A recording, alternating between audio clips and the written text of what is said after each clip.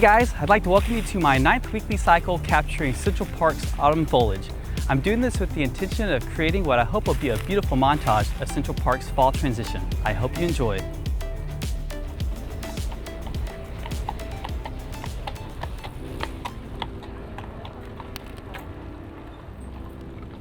Hey guys, welcome to my 9th weekly cycle capturing Central Park's autumn foliage and seasonal transition, as I mentioned.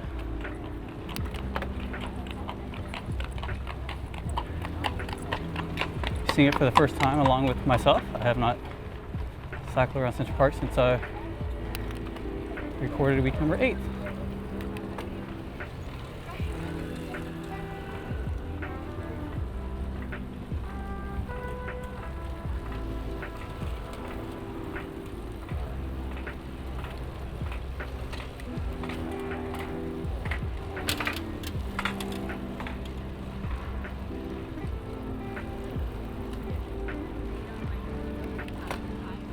Really starting to see a lot more orange and red on the trees this week. So I don't see as much of last week.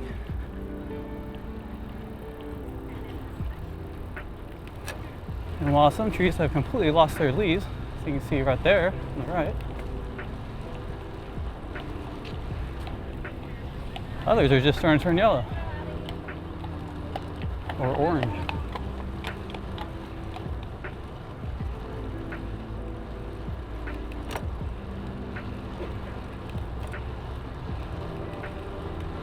They're changing pretty fast now because I don't think we had a hard freeze this last week, but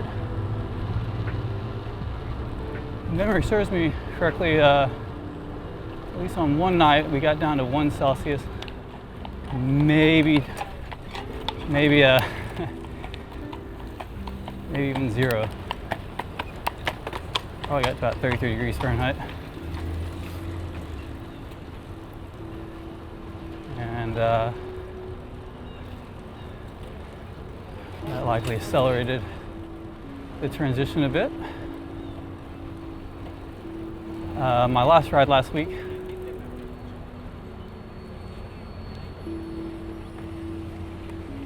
there were some trees that had just dropped almost all their leaves. It seemed like they dropped them off overnight. In fact, that was it just occurred to me, that was actually the night where we saw the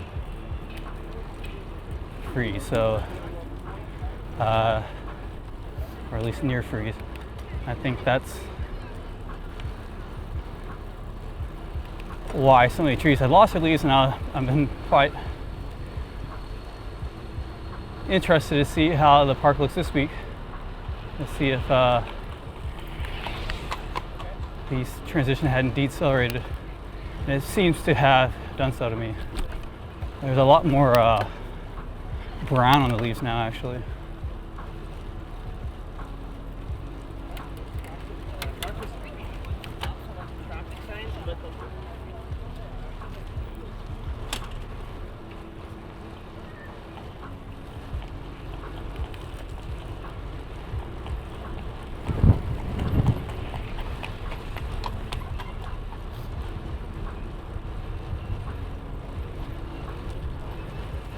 So beautiful. It really just puts me in a good place to get out here and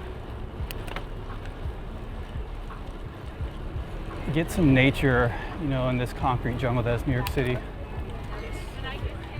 Even if most of this, if not all of it, is man-made, it really is nice. In fact, I enjoy having such a huge park right in the middle of this sprawling city that is so well maintained. And the people walking around really help to add to the atmosphere. We'll be quiet for a second, capture the audio here.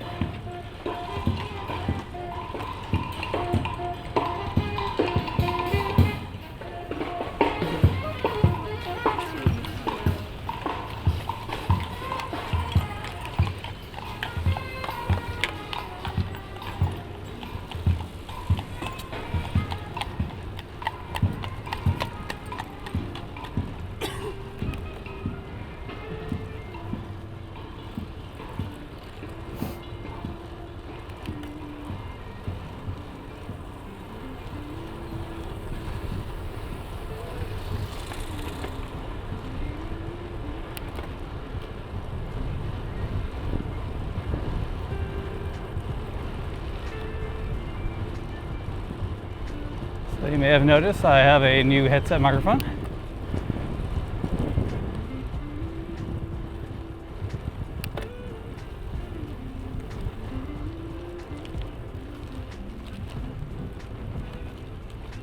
I've been using a lavalier mic hidden underneath my shirt. She did a pretty good job, decent job, but I'd say mediocre job. It cut down the wind noise quite a bit, but it's very muffled. And it became exceedingly muffled last week when I switched to this winter cycling jersey instead of my summer jersey.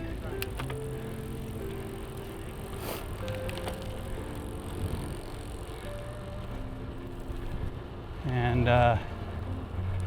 realized it was time to address that issue, so I'm experimenting with this headset mic. I suspect it's gonna have too much wind noise. We'll see. But that's not the only experiment I'm doing today. I'm experimenting recording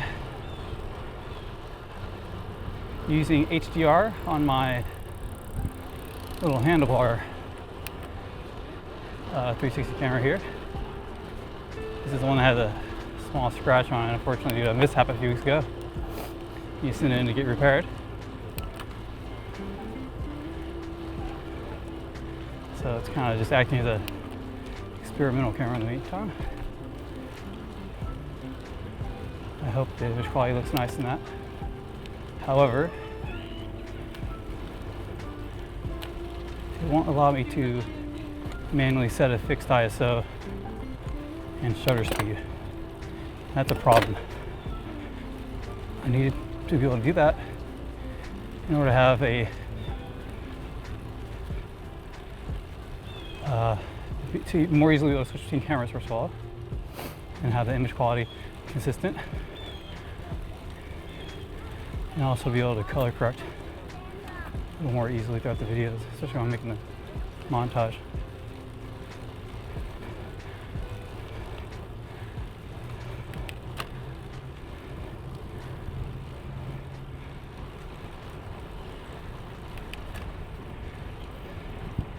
But that also isn't the last experiment I'm doing.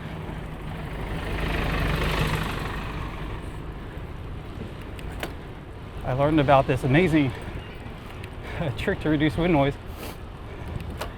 And it's not a off-the-shelf solution, it's just a solution that I believe most people in video production already know. I'm a neophyte, and it is called the sticky triangle trick. I guess that's what some call it. And what you do is you take two triangles.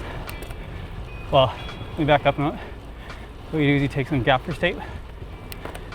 You fold into a loose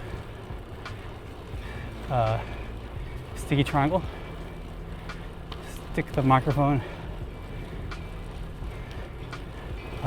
inside of it slightly to help buff it from the wind. And then take a second triangle, put it on the other side of the microphone, sandwich the microphone between the two triangles, and then stick the triangle underneath your shirt, which is what I've done today. The stickiness holds in place, keeps your shirt from flopping back and forth.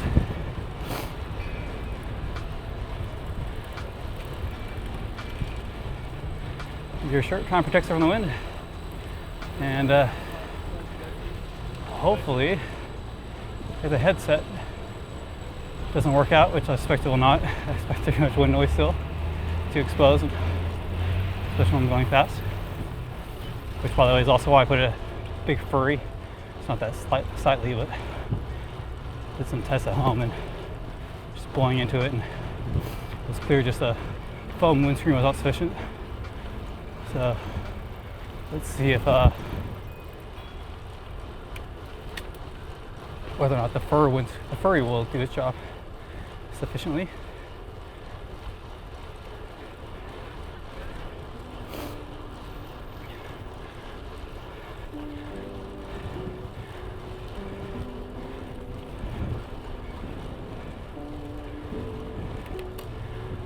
So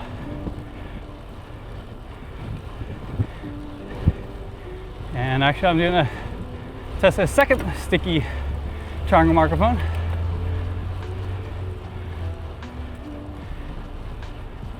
But it also has a foam windscreen on it. So two sticky triangle microphones in addition to this headset, and in addition to my usual microphone if all else fails. So worst case scenario, my audio quality is no better or worse than normal, which is not that great actually right now due to this winter cycling jersey muffling it so badly.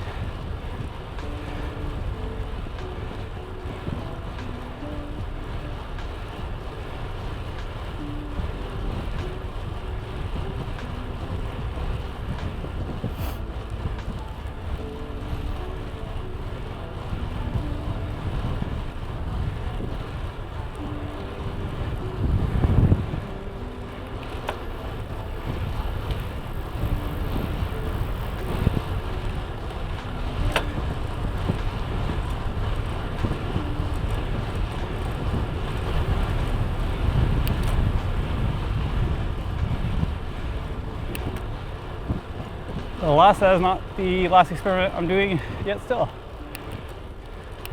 Last week my Zeppelin microphone, which you can see behind me right now,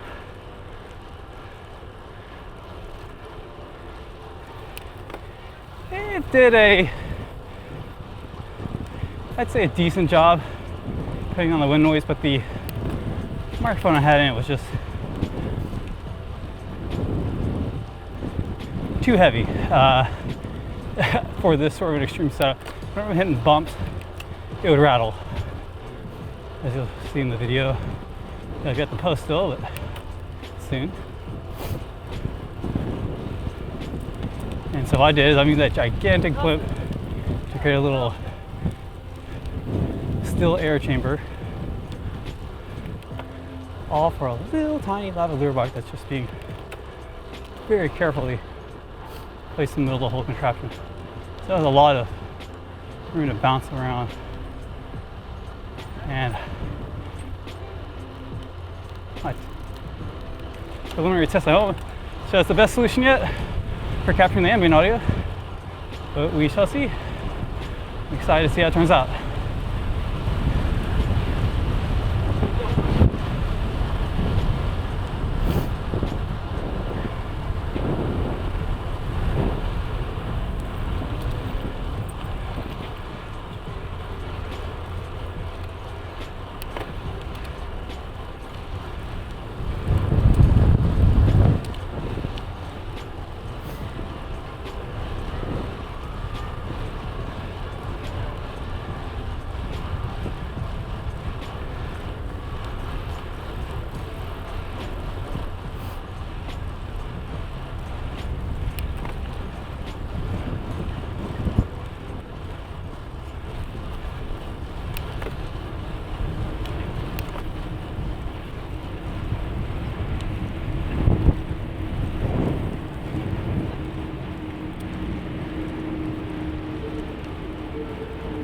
Not a lot of guides out on the internet or doing something like I am, which makes sense because as far as I know,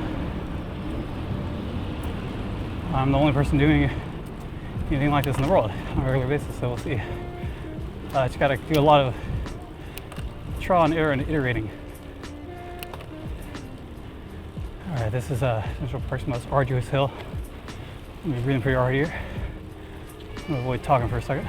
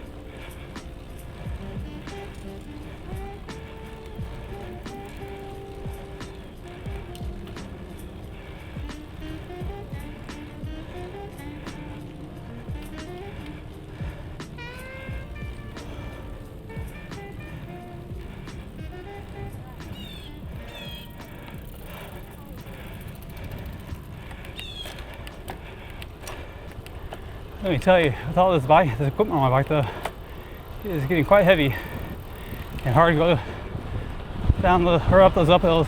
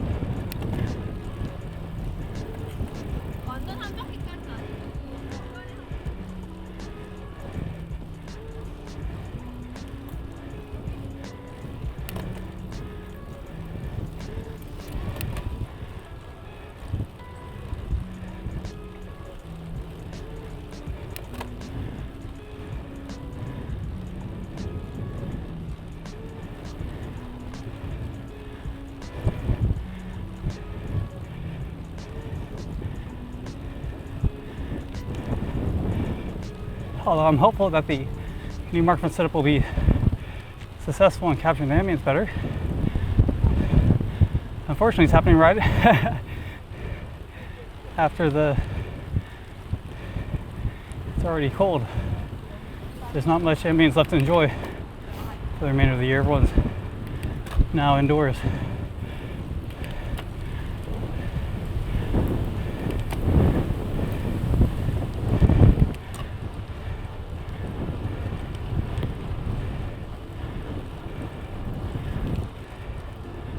Also, it's a Friday, so a few people are out in the park. And I typically record this, which is on Saturday.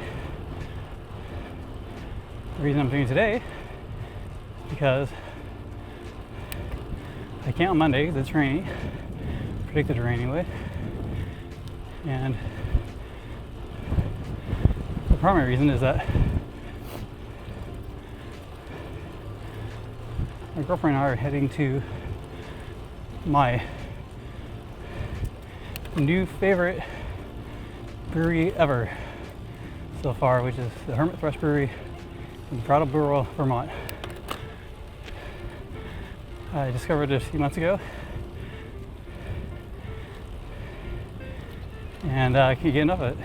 They make sour beers, and I never really liked sour beers before, but I acquired a taste for it earlier this year. And they really nail it. They have these amazing premium barrel-aged sour beers that are aged on average 6 months in various barrel types, depending on the type of beer you're purchasing from them.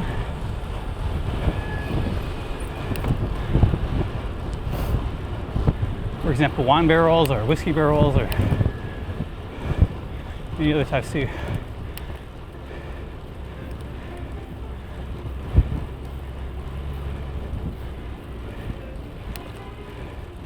So we're going to drive 3 hours out to Vermont this weekend as a birthday trip.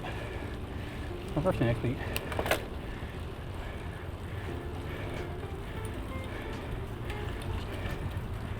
So I'm excited for that.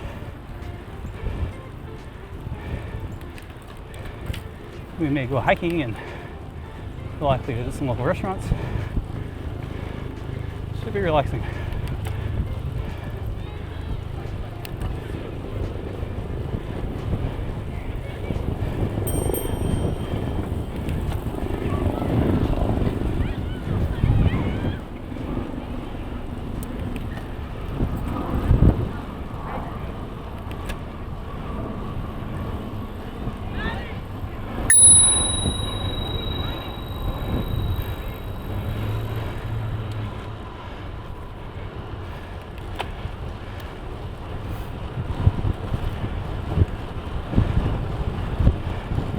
looks like it'll probably be very short. It's literally freezing up there right now. But it'll be my first time, our first time in Vermont, and yeah, just to see what nature is like up there.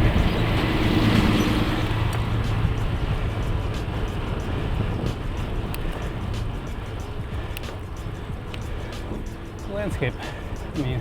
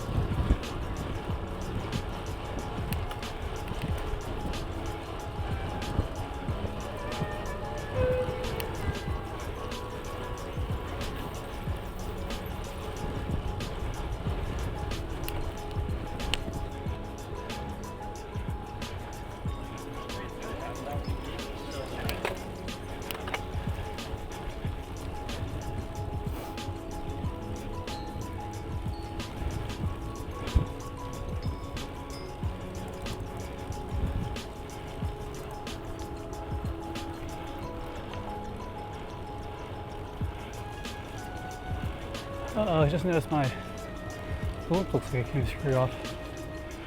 So